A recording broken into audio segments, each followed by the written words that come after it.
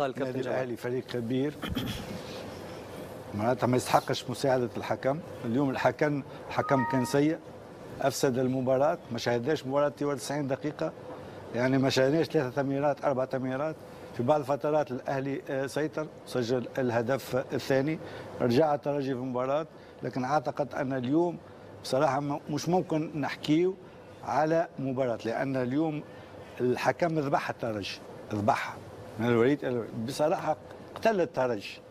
والحمد لله لاعبين الترجي ما ليس هناك ردة فعل من لاعبين الترجي، لأنه مش معقول دور نهائي بالفار، يعني هذا غلب بالفار، أقوى من الفار.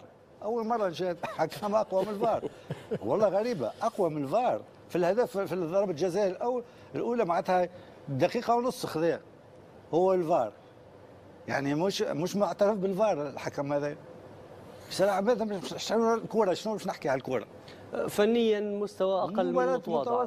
شاهدنا المباراة هناك تفوق طفيف للاهلي، هناك تفوق طفيف للاهلي، ناس استحواذ على الكره واللعب. لكن بصراحه ما شاهدناش مباراه دور نهائي، لانه الحكم هو اللي افسد. كانت المباراه تكون افضل من الناحيه الفنيه، يعني يزفر، قطع اللعب، قتل المباراه، الصفاره نتاعو. والله حتى معناتها بوليس بتاع سيركيلاسيون، شكون نقول بوليس المرور، بوليس المرور معناتها ما يزفرش كيف، والله ما زفر، يعني اكثر من بوليس مرور اليوم. شنو كابتن حسن؟ صح ولا؟ والله يفسد المباراه بصراحه. صراحه يعني فنيا لا يمكن نعم الحديث عن المباراه فنيا. نعم. مبروك للاهلي فاز، مبروك للاهلي فريق كبير، مبروك الاهلي يستحق مساعده الحكم لانه فريق كبير.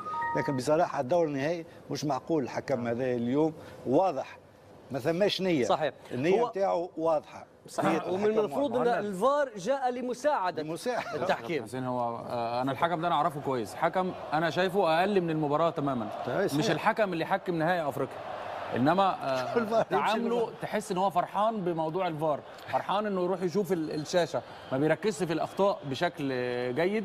انما النادي الاهلي استحق ان هو يفوز يا مهند. انا واحنا بنتفرج مع انا وكابتن طارق، الاداء سيء جدا جدا، الحكم ساعد اللاعبين ان الاداء يكون سيء، انما النادي الاهلي قدر يستغل الاخطاء اللي وقع فيها مدافع الترجي في تمركز، في تعامل مع الكرات اللي مهاجمي الاهلي قدروا يستغلوها، في مهاره وليد سليمان، في مهاره ازارو، في استغلال الاخطاء اللي وقع فيها اللاعبين، قدر انه يسجل الاهداف دي ويفوز بالمباراه. وسليمان رجل المباراه، قدم مباراه كبيره صراحه. وليد عمل مباراه كبيره، هدفين هدف قائد صاحب خبره، يعرف متى ينزل الرتم، يعرف متى يلعب كره طويله، يعرف متى يلعب كره البينيه، مكسب كبير وليد. لكن بشكل عام كيف تقيم المباراه كابتن حسين؟ المباراه صراحه كانت فقيره من ناحيه يعني المردود الفني للفريقين، يعني لا جماعيا ولا حتى فرديا. يعني حتى بعض اللاعبين اللي كنا منتظرهم انهم يقدموا مستويات طيبه صراحه لم نراهم، يعني باستثناء يعني فرص اللي كانت يعني محدوده جدا.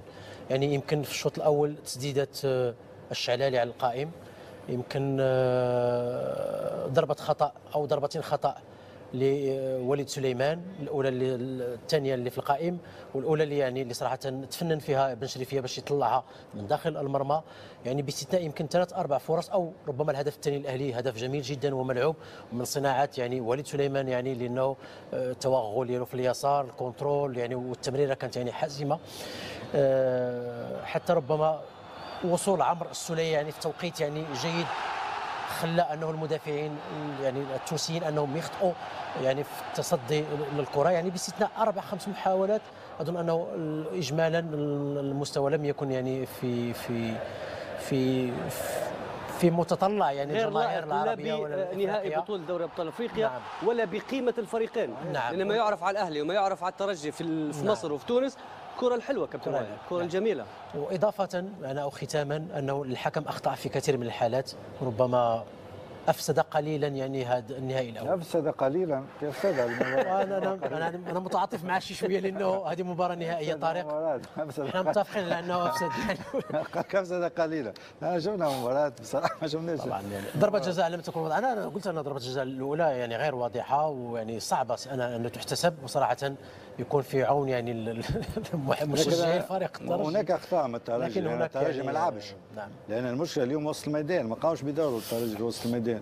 انا نقول اليوم لما لعب كوليبالي وفرانكوم على خط واحد لاعبي ارتكاز، وشاهدنا عمر السيري لما لعب بدون كره مشى وحده بدون رقابه، المفروض كان يمكن كوليبالي ويعطي امكانيه، لان فرانكوم ما ساعدش اليوم، فرانكوم ما ساعدش الوجوه، فرانكوم اكثر وقت يلعب امام المدافعين، كل واحد ماخذ جهه. هو كوليبالي ما شاهدناش 90 دقيقه، ما عمل شيء كلاعب وسط ميدان، ما قام شيء لا من الدور الدفاعي، لان الهدف الاول ضربه جزاء كانت تمريره من لاعب وليد سليمان، وكان وحده تقريبا في 20 متر بدون رقابه، وفي الهدف الثاني لاعب ارتكاز هو اللي سجل الهدف. ولهذا كان ممكن طارق فرانكوم والذوادي مش حيلعبوا مباراه الاياب، مش يلعبوا الذوادي وفرانكوم، مش يلعبوا المباراه القادمه. بصراحه مانيش عارف المباراه القادمه ايش باش يصير. معين في موقف لا يحسد عليه، ان شاء الله ما يصير شيء، لان بصراحه اليوم الحكم لعب دور سيء. طيب كابتن وائل، بغياب فرانكوم، بغياب الذوادي، بثلاثة أهداف في برج العرب تستمر عقدة الترجي أنه ما فازش على الأهلي في مصر، وأول مرة الترجي يخسر في برج العرب. تتسهل مأمورية التتويج؟ لا طبعا ابدا، يعني الترجي فريق كبير يا مهند، يبقى فريق كبير وبطل تونس وبطل افريقيا وفريق كبير في البطوله، صعب ان انت تستبعده ابدا من تقول ان الاهلي بس في اريحيه للاهلي. لا خالص، مفيش اريحيه. النادي الاهلي فقد احمد فتحي النهارده وفاقد علي معلول، نفس الاثنين اللي فقدهم في القوه بالنسبه للترجي. عندك الاثنين الجناحين المهمين بتوعك جدا، اللاعبين اللي عندهم خبره يساعدوك في المباراه الخارجيه. لا الامور لم تحسم تماما، وخاصه الهدف. واتكلمنا قبل المباراه مهند على خطا الشناوي والقرار الخاطئ اللي عند الشناوي، لازم يراجع نفسه اكتر من مره. فاعتقد ان قرار زي ده سهل جدا انه يتكرر في مباراه العوده. قرار ما كانش له اي لازمه، دخل الترجي في المباراه 2-1، كانت افضل من 3-1، يعني لو 2-0 افضل من 3-1، انما هو ادى فرصه للفريق بقراره المتسرع، قراره الخاطئ. انما يحسب للاعبين النهارده التمركز الممتاز، ان هم حرموا الهجوم الخطير عند الترجي من عمل خطوره على الفريق. عاشور والسوليه تمركزوا بشكل ممتاز، محمد هاني لما نزل مع ميدو جابر عملوا اضافه حسنوا الوضع افضل بكتير. حمودي كان مجهوده قل، فميدو جابر نزل بواجبات دفاعيه، كل ده ساعد الفريق على الخروج بالفوز. طيب في هذه الاثناء نذهب الى برج العرب، مسرح هذه المواجهه من مباراه النهائي، من مباراه الذهاب مع احمد نوير، ويبدو معه محمد يوسف مساعد المدرب، وكذلك حسام عاشور عميد اللاعبين المصريين مع الاهلي في المشاركات الافريقيه ب 151 مباراه. نتابع. تحياتي لك زميلي مهند وتحياتي لضيوفك الكرام. إذن الأهلي يخرج بفوز كبير ب3 أهداف مقابل هدف على أرضه ووسط جماهيره. يعني يخرج الأهلي منتصرا من هذه المواجهة، ولكنه يعني ليس الانتصار المطمئن بشكل كبير لفريق الأهلي. اقترب أكثر من الصورة مع الكابتن محمد يوسف المدرب العام لفريق الأهلي. وكابتن محمد، يعني نقول مبروك على الفوز، ولكن هل الفوز مطمئن من وجهة نظرك؟ الحمد لله. يعني طبعا في البدايه بمسي طبعا على الكباتن في الاستوديو. الحمد لله، يعني فوز على ملعبنا انا بقول جيد، لكن مهم جدا. انا قلت من البدايه ان 180 دقيقه نلعب 90 دقيقه في ملعبنا و90 دقيقه بره. كنت اتمنى ان ما نتلقاش اهداف، لكن في النهايه هي دي كره القدم، لازم نتعامل مع المتاح.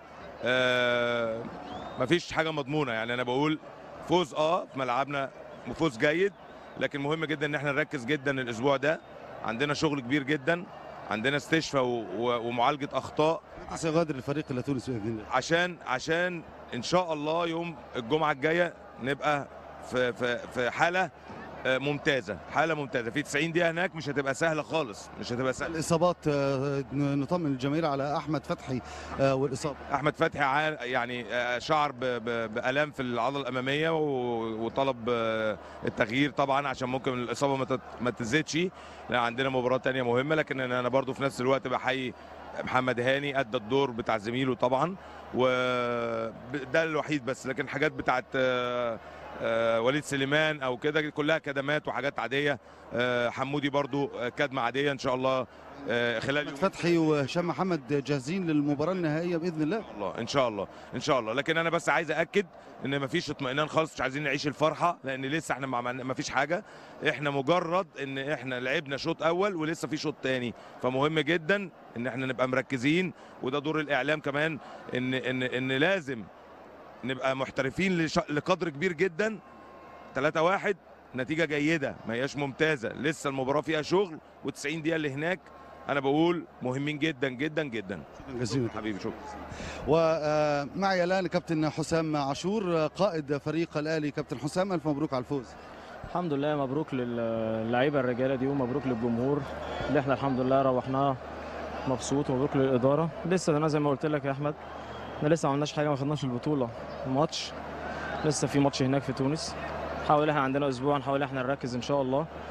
نتيجه برضو احنا الحمد لله اللي احنا كسبنا في ملعبنا، بس النتيجه برضو مش مطمئنه. احنا بنلعب فريق كبير زي الترجي، اكيد لازم يتعمل له الف حساب. كان منافسا عنيدا خلال المواجهه لفريق الترجي بالتاكيد يعني. اكيد طبعا، هو فريق كبير، حق الاهلي كثيرا. اكيد طبعا، وهو عارف هو بيلعب نادي كبير، النادي الاهلي، واحنا عارفين وكنا مركزين الفتره اللي فاتت كلها عشان عارفين ان احنا بنلعب فريق كبير، ومن احسن فتراته الفترات اللي فاتت دي كنا مركزين الحمد لله معاه. زي ما قلت لك الشوط الاولاني خلص، ناقص الشوط الثاني ان شاء الله. نحاول ان احنا نجتهد الاسبوع اللي جاي ده ونركز لهم هناك. الماتش هناك هيبقى صعب، ان شاء الله يبقى المكسب هناك حالفنا ونعمل ماتش كويس ان شاء الله. الطوفان الهجومي في الشوط الثاني، يعني كانت هناك تعليمات من كارتيرون، ابرز التعليمات خلال الشوطين.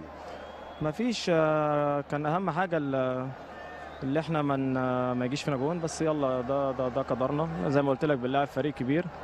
مبروك مبروك حبيبي. طب اخلص واتصور معايا.